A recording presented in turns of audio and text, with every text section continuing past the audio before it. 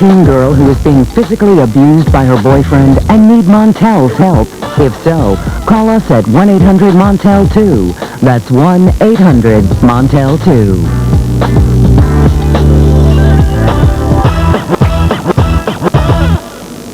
Again, welcome Ashley to the show. So your mother calls the police, they give him an option, he decides to relinquish his parental rights. Yes. You go to live with your aunt first, his sister. How does she take this? My aunt knew. Actually, my aunt testified in court about the abuse. And that is one reason why my dad, like, the charges actually got, that's why they started looking into the case. And I have to say my aunt was the best mother to me that I could ever have. Living with her, she took me to school, I had clothes. And how long were you with her? Probably about a year. About a year. And then, did your mother reach out to you, or did you reach out to her? No. My aunt told me one day that she was court-ordered to take parenting classes. And so she did that? And she got, yes. And then when you went back to your mom, this is a woman that you haven't been around for now 12 years. Tell us what that was like. It was actually really bad. Bringing guys home every night. And I'm really scared of guys. That's one thing I'm scared of.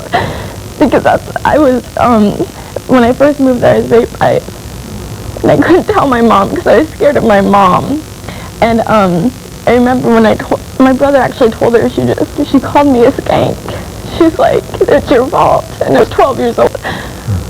She says she hates me because I look like my dad.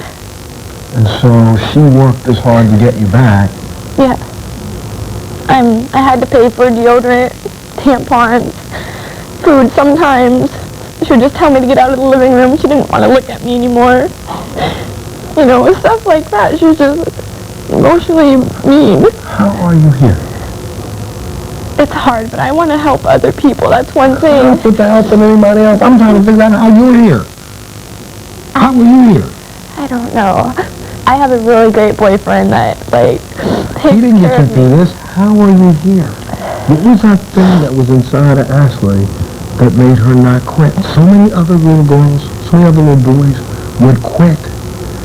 There are girls out on the street right now prostituting themselves. There are girls out on the street right now being abused continuously with background like yours. Now, why are you here? Because I want to grow up someday. I want to go to school, and I just want to show them that what they did to me didn't stop me. I really want to prove to them that I'm, or just prove to myself that I can, do it on my own and be independent. And that's what you said about after 3 years of taking it from your mom. Yes. When did you hear about emancipation? I called social services once after my mom called me the C word. I said, that's it, I've had enough. I called social services and they said the only thing I could do was file for emancipation. So I rode my bike down to a lawyer's office and I asked about it. I rode my bike up probably down the way. I got this jar, it's my piggy bank. What do you think? You take that? You go roll it up, what did he say? You go roll it up on a bicycle, park it probably leave it against his car. He said what? Can I help you? Well, I told him, about my mother and the things that she said to me. I told him that I'm already supporting myself, working 40 hours a week, going to high school. I'm already, have everything. I got my car, I got good A's and B's in schools, And he said it's going to cost $600, but he's like, if you can come up with that money, I'd love to help you. And my mom never fought it. So you walked in and asked your mom, I want to be emancipated, and she just signed the paper. Yes, she did. And now she says she disowned me. I never, it wasn't me. She disowned me. I have a little sister who's 6 now, and I can't even talk to her anymore. And I basically raised her, took her to school, and... Now what are you doing now, though? Now that you're emancipated, you have your own place? I have my own place. I pay my own bills. I'm working right now as a cocktail waitress in Montana, and I'm just having fun right now. I'm making myself happy right now. I'm working on me. Plans to go to school?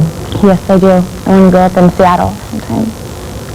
It's amazing when we see as many other children. I've had people on the stage over the last 13 years who have been through And I can't, it's not right for anybody to judge someone else's experience. But I would say, been through what you've been through less than what you've been through. But I'm sitting here talking to people who spent 7, 8 years in jail, in prison, who've been prostitutes for 8, 9 years, who are now finally, it took them till age 27, 30, 40 to get beyond what happened to them. And here you are. My brother's in prison for 15 years. He took it the bad way. I use him as an example. I don't want to be like him. And he suffered the same abuse. Yep, I've been manic depression ever since I was 12 years old. But still able to keep going. Still able to keep going. Keep doing it, Cal. Take a break. We'll be back right after this. My mother passed away on the 25th of July, 22 months after my dad did. Sometimes going to school, you can look around and see people complaining that they didn't get to go to that movie last week. I was thinking about the next place I was going to live and how I was going to eat lunch today. You see me every day on my show. Now get ready for a peek at my life outside of the studio. You'll see a typical day of my South American summer vacation, including an exclusive tour of Santiago, Chile. Okay, there you are. With one of Chile's biggest stars. I'll take you behind the scenes of my new Showtime series. And then get ready to meet all the people who put this show together, behind the scenes of Montell. This is probably the best place in the world to work. It is the best place to work in the world. What I did on my summer vacation, that's Montell.